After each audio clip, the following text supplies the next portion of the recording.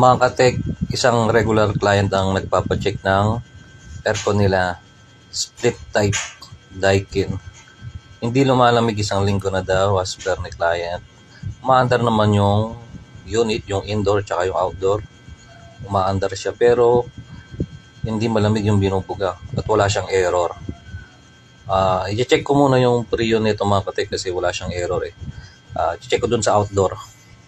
1, 2, 3, it's about 4. Snoop Doggy Dogg and Dr. Dre. It's like this and like that and like this and it's like that and like this and like that and it's like this and like that and like this and Dito mga katek, babaklasin ko muna yung cover.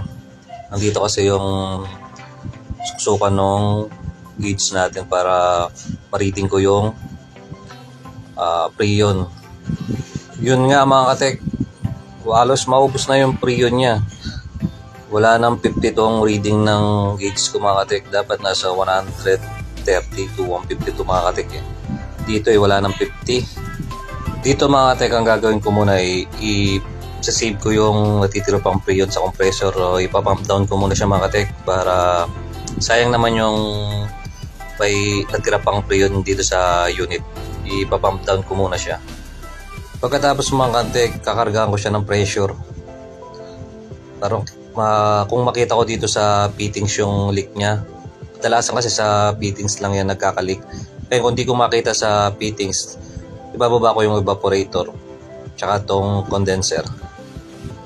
Nandito sa fittings ng malapit sa evaporator yung problema mga katek. Ito linik test ko siya sa bubble leak test. Ayan, walang tigil yung bula niya mga katek. Mauubos talaga yung preon dito mga katek. Hindi ko siya pwedeng repulan ng preon mga katek hanggat hindi ko nakikita yung leak na to dahil mauubos uli yung ikakarga kong preon dito. Dito mga katek, kinaragahan ko uli siya ng PSI, mataas na PSI. Pagkatapos binabol test ko uli yung mga fittings. Yung mga fittings mga katek, lalo na yung dun sa kung saan nanggagaling yung leak kanina.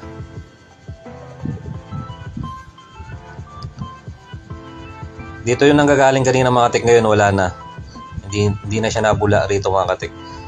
Ngayon mga katek, pagkatapos nito babacuumin ko muna yung copper tube na to para maragahan ko na siya ng preon.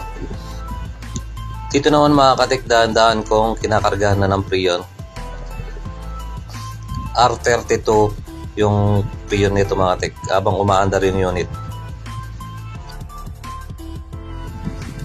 Habang nagkakarga ng preon mga katek, sinasabay kong chinecheck yung amperahe niya. Okay yung amperahe niya mga katek, nakalagay dito 5 something. Ang max naman nito mga katek ay 8. Kaya okay pa yung amperahe mga katek. Dito mga katek, nasa 130 something na yung naipasok kong preon sa kanya mga katek o yung PSI. Pagkatapos mga katek, babalutan na lang namin yung copper tube. Dito mga katek, okay na yung lamig na binubuga ng unit. Umalik na sa dating lamig ang unit nila mga katek.